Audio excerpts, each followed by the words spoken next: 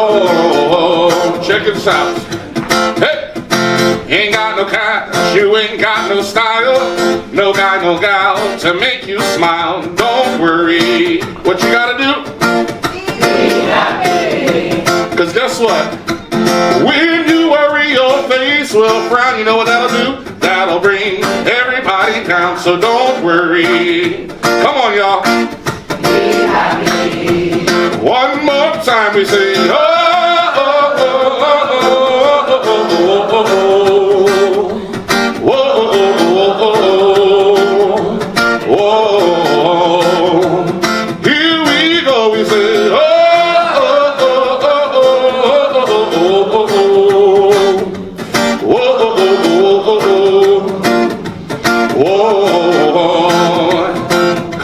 Sing with me. Whoa, oh, oh, oh, oh, oh, oh, oh, oh, oh. Big finish. Here we go. We say, oh, oh, oh, oh, oh, oh, oh, oh, oh, oh, oh, oh.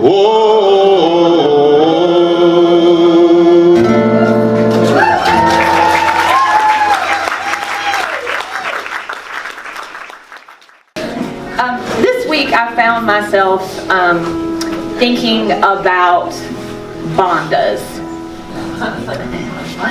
So I was.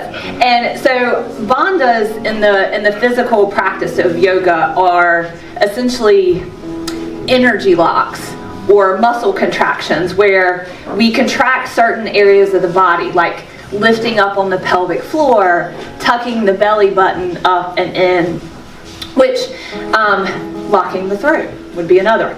So, and doing this, engaging those bandhas, allows us to tap into the core and move through postures to the fullest and richest expression that is available to us in our bodies as they are, and also to protect us from injury. And for me, it requires, maybe this is just for me, I don't know, but it requires a conscious effort. Like, I don't find myself walking around engaging my bandhas. Like, I have to think about it to make it happen. And I caught myself this week, with all loving kindness and grace and self-compassion that I can muster, just sort of going through the motions and of my physical practice. And I saw this most clearly in Ustrasana, or camel pose, which is where you're on your knees and you reach back and grab the heels of your feet. And there's multiple ways to get there, but let's just... Or not, which is also okay, because that might be your fullest expression, and that's good. But I found myself like just kind of throwing my hands back there and grabbing my heels, and I was there, but then like my chest wasn't open and my shoulders were slumped, and it felt very constricted. And so then I had this thought while I was in this. It's like, again, with all grace and self-compassion I can muster, like, where else in my life am I just going through the motions? Like, where am I not, and when am I not standing in my own power and engaging fully in life? And is that what I want for myself in the new year? And sometimes we have to not be engaged, right? Because that's what we need in that moment to feel safe, and we honor that. But are there other times when we're ready to tap into our core, to engage that inner strength and courage to be the full expressions of who we truly are? And so with that thought in mind, I took a deep breath and I repeated the posture. This time, consciously tapping into the core, engaging my bandhas. And it was a completely different experience than what I had the first time. My heart was fully open. My chest was expanded. There may have been a few tears in the sauna, which I hear is not allowed, but it does happen. And all of this led me to a quote by Louisa May Alcott from An Old-Fashioned Girl. To be strong and beautiful and go around making music all the time. Yes, she could do that. And with a very earnest prayer, Polly asked for the strength of an upright soul, the beauty of a tender heart, the power to make her life a sweet, stirring song, helpful while it lasted, remembered when it died. But rather than ask for this strength and this power, may we affirm that which is already true, is that is already accessible to us when we are consciously aware in the moment making that choice. And we'll take this into a time of prayer if you'd like to join us. Holy Heart of the universe, may we enter this time and this space with an open heart and an open mind. May the strength of our souls, the beauty of our hearts, and the power of our song contribute to the well-being of all. And so it is.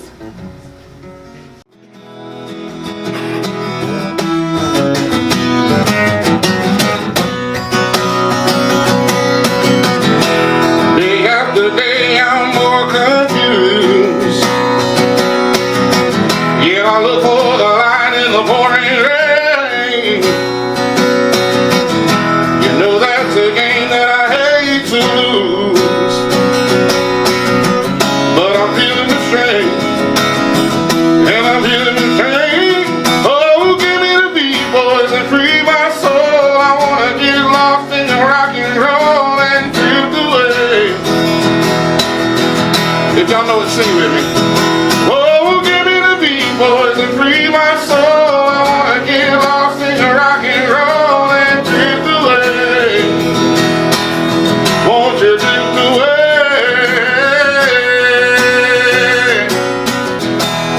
Come on, one more time. Oh, give me the beat, boys, and free my soul. I wanna get lost in the rock and roll and drift away. One last time. Oh, give me the beat, boys, and free my soul. I wanna get lost in the rock and roll and drift away. Won't you drift away?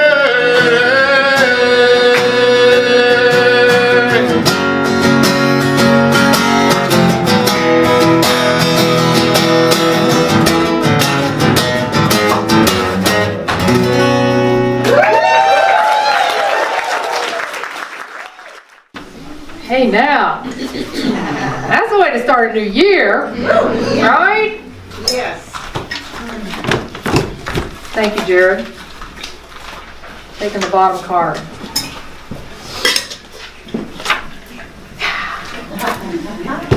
It's the perfect card. It's the perfect card.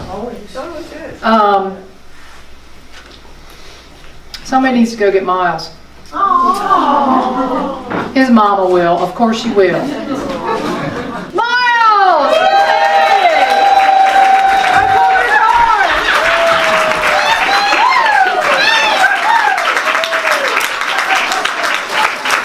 I pulled your card on your birthday month. You got to come up here twice. You're up here, you're up here. Are you going after my job? I think you are. I think you are. Oh, man. It doesn't pay a lot. It's okay, though. It's a great job. Yeah. Yeah. All right. Well, you get to read your card. Okay. So let me take my microphone off and put it by your, so you can read. So you read the question and then read your answer, okay? Okay. Why Spiritual Soul Center? Everyone is nice to each other. See? All right, I'll read the question, you read the answer. Okay. What have you discovered here, or what are you hoping to find? Happiness and love. How does it feel here, or how are you hoping it would feel? Safe and cared for. Yeah. And how will you enrich this space in our community? Making friends in this community.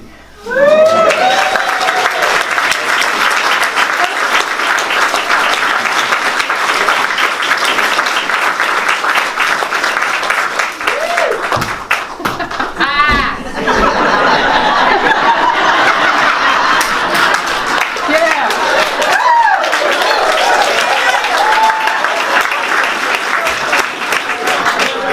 All right. Are you all that excited to be at Soul Center? Dang on. I love it. Yeah, I think he will have my job.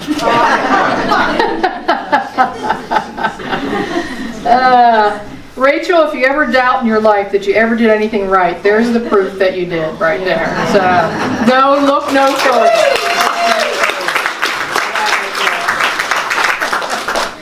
Oh, wonderful.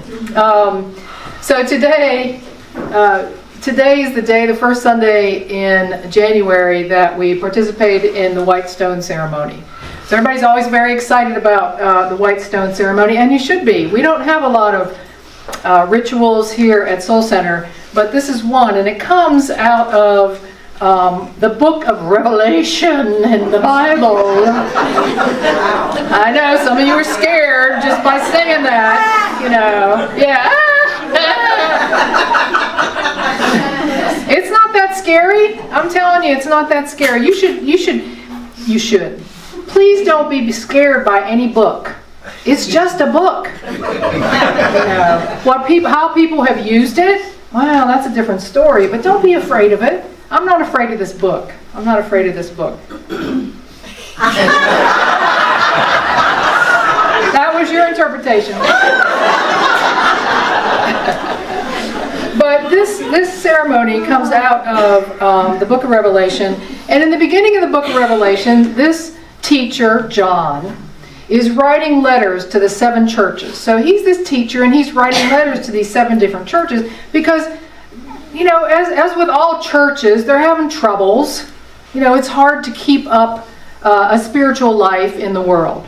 Okay, so he writes these letters to these 7 churches, and the first thing he does as a great teacher is to give them an attaboy, like, you're doing something good here. I want you to know that. And then second, he says, but you're still messing up. And this is what I see. And then third, he says, but this is my motivation. Here's some, I want you to be excited though, because there's some possibilities for your life. Any great teacher will teach that way. When I took class, when I did the Toastmaster, anybody done Toastmasters before? Yeah, you know, there's the sandwich method of evaluating a speech. You know, when you evaluate a speech, you don't stand up there and say, well, you really messed up. The first thing you say is something really good they did. And then the second thing you say is some area that you noticed that could be improved. And then the third thing you do is to say, yeah, keep at it. Keep at it, something good. Same thing for this teacher. So that's what John is doing here. This particular ceremony and the scripture for this ritual comes out of what he wrote to the church of Pergamum. Pergamum. I don't know what that is, Pergamum. But here's what he said. He's writing to Pergamum, and he says this. I see where you live, right under the shadow of Satan's throne. Now everybody's like, oh boy, that's enough for me. I stop here. Well, what's Satan's throne? I say, I see where you live, right here in hard times. All right? I see where you live in hard times. I'm seeing. But listen, you continue to live a spiritual life. You don't deny that there's a spiritual aspect to your life, even when the worst things are present. See, an acknowledgement like, here we are living in this world with bombs dropping and hatred and greed and all these things, and we're still here at Spiritual Soul Center on a Sunday morning. We're saying spiritual life is important. And then he says this, but why do you indulge in these distractions of the world? All the greed and desire for control, all the competition, all the power. Don't indulge with that. Don't pay attention to that. You're paying too much attention to that. And what it's doing is pitting you against each other. Because you're thinking you're better and somebody's worse. And it's stealing your peace, and it's stealing the love that you are. That's what he's writing to. Yes, I see it's hard times, but it's stealing this when you engage in it. He says, enough, don't give in to that. And he says this as his motivation at the end. Are your ears awake? Listen. Listen to the wind words. The Spirit blowing through the churches. I'll give you a sacred manna to every conqueror. I'll also give you a clear, smooth stone inscribed with your new name, your new secret name. Yeah, like, oh, what's all that mean? Yeah, that's what he's saying. He said, there's something here for you. Don't indulge in all that. This ceremony comes out of the last part of this Revelations. And he is suggesting how wonderful it'll be that even though I get caught up in this stuff, that I can start over. I can have a clean slate. I can start again. I can start with a new name that comes not from the name that I want to give myself, but that comes from the wind words, comes from inside of me, comes from the heart. That's what he's saying. That's the motivation here. No matter how bad it is, that is always possible. So that's what this is based on. So let's break this down. Are you awake? Listen to the wind words, the Spirit that's flowing through the churches. Well, you know what the church is for me? Right here, the temple of my body. The temple that I am as an expression of the divine, the temple that you are. And so the wind words are simply the what I can hear from my heart. What is the guidance that I get from my heart? Not what anybody tells me I should or shouldn't be doing. Not anybody decides is what I am here to be or to do, but what the Spirit, what the wind is telling me, what the inside, what my heart and soul are telling me. That's what he's saying. If your ears are awake, it's not these ears, it's the ear of the soul. It's the ear of the heart. And the way we access that, and I've been talking about it, it seems, for the last couple weeks, in the stillness. We don't get it from all these distractions outside, in the Satan of it all, in the lack and limitation and the greed and the money out. We get it from inside. That's where we know the truth that we can't know from out here. All this competition and all the things that are distracting us from the truth of what and who we really are. And we practice that in the silence. And that's why it's a revelation, by the way, because it's revealed. That's what revelation means. It's revealed. It's revealed to me for me, and it's revealed to you for you. Nobody can tell you what it is for you. Only you know that. And you know it based on the wisdom that already resides in you. No learning, no other thing is necessary. It's the Spirit that is in you, revealed, the wind words. That I talk about this, and I've been talking about this for a couple weeks, was reinforced by my Zen calendar and by my yogi tea bag last night that I had. Because sometimes I think, you're talking about the same thing, Paula. My yogi tea bag last night. Honey lavender, by the way. It was good. It was really good. I actually put a little bit of honey, extra honey in there. Here's the yogi tea bag. Be guided. Listen to the whispers of the universe. Right? I'm like, yeah, okay. I hear you. And then the calendar.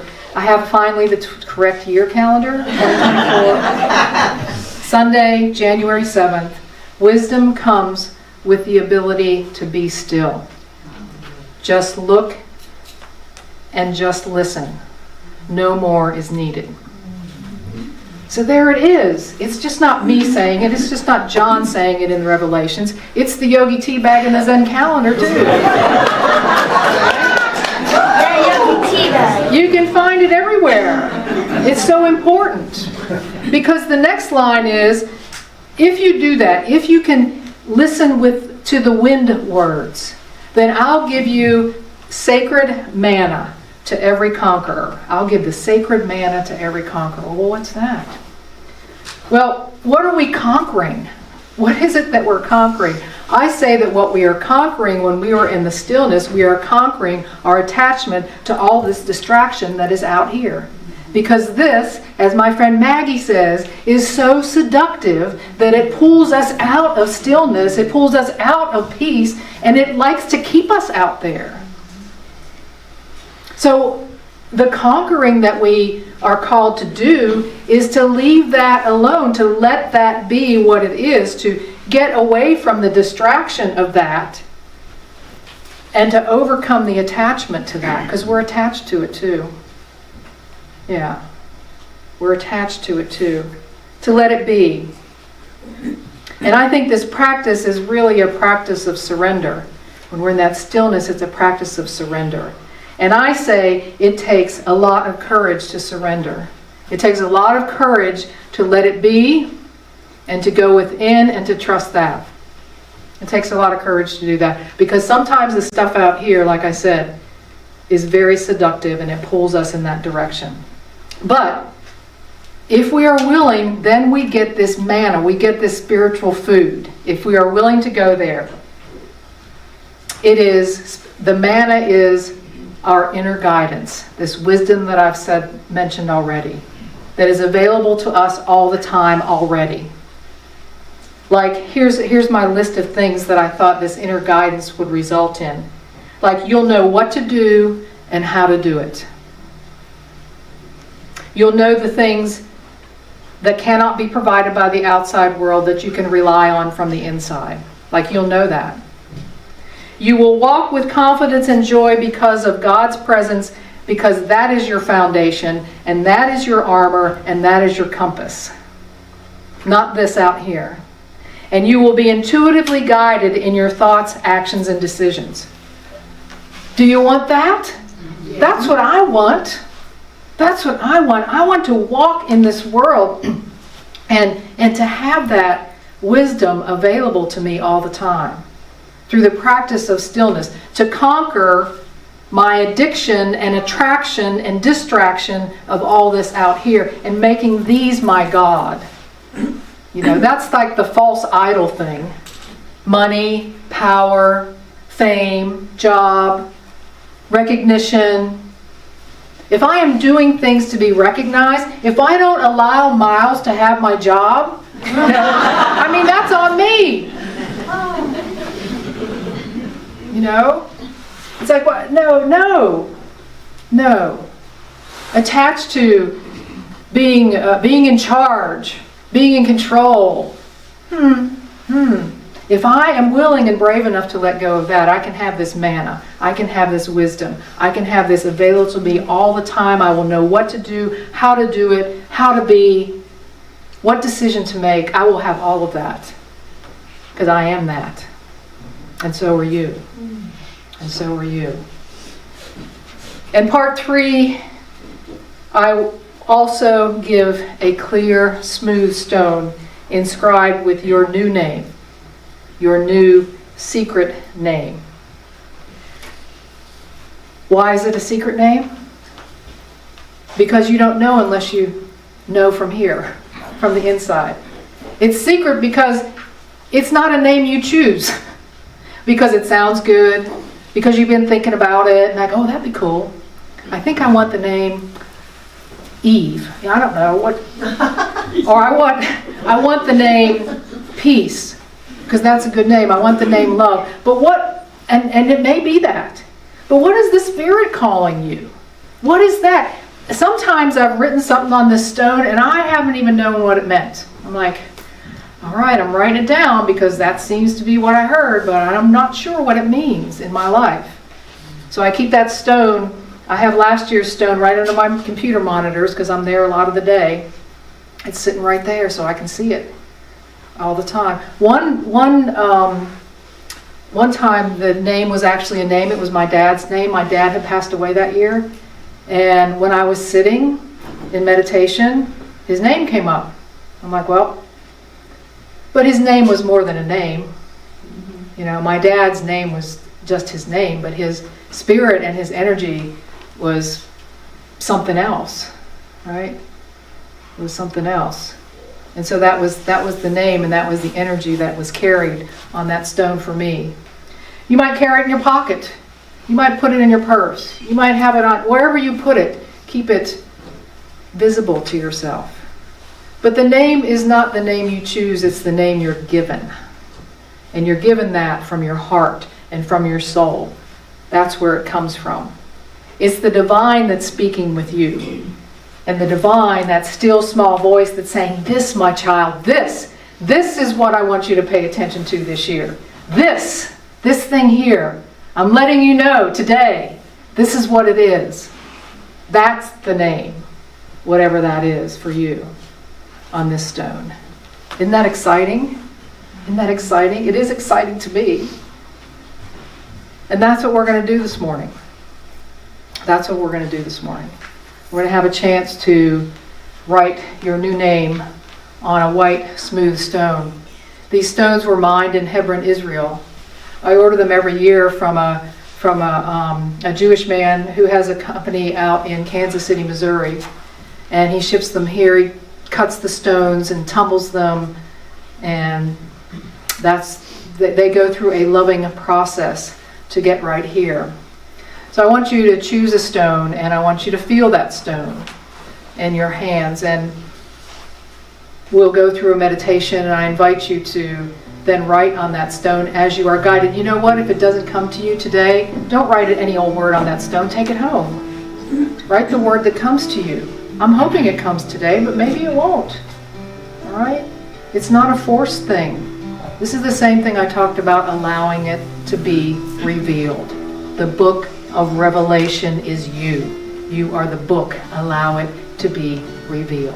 All right? Listen.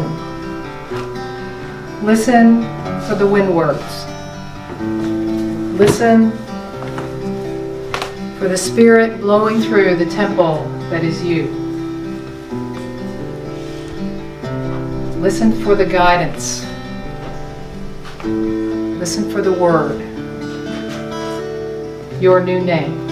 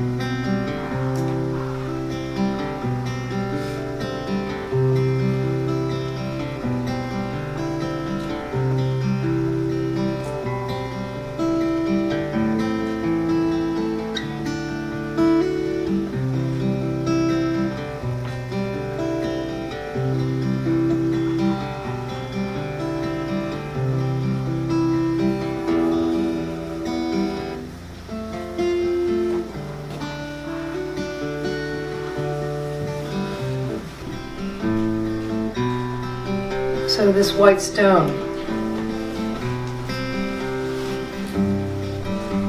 carries a name, an idea, maybe something you don't understand right now. It has come to you, or it will come to you. It has been revealed to you, to be expressed by you, to be owned by you, to be born by you. A calling from within you.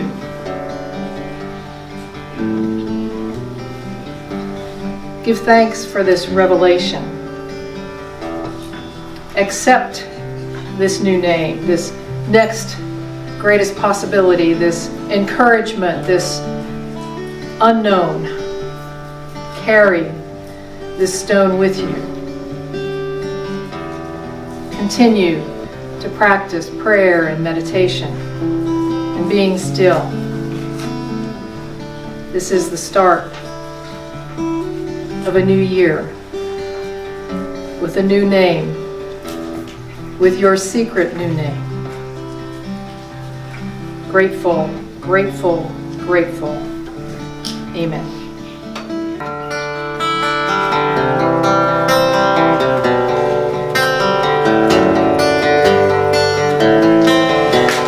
There's a cold surrender to the rush of day, when the heat of a rolling wind can be turned away. An enchanted moment, and it sees me through. It's enough for this restless warrior just to be with you.